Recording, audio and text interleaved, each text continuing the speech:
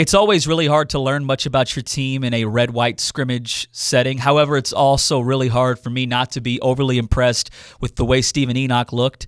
I get it. He was going up against two freshmen, Quinn Slazinski and Aiden Nagahan, who are going to be really good players down the road, but they couldn't compete. They couldn't hang.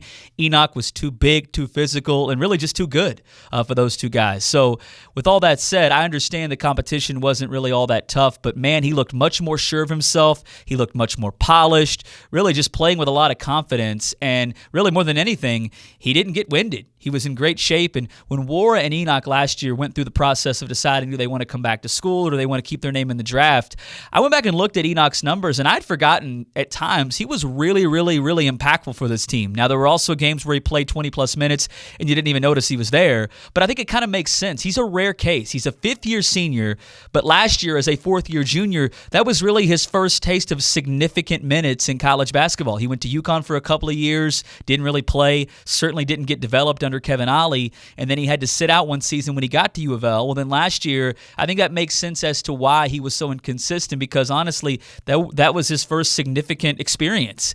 And here's to hoping he can be consistent this year, because if so, it's a game changer for Chris Mack. Again, I know it was Aiden Nagahan and Quinn Slazinski who he was going up against, but he looked really, really good. And you won't find many guys as physical and really just with that size in college basketball. So obviously Wara was the big name that everybody got excited for obvious reasons when they decided to come back. But Enoch, if he takes a big step forward,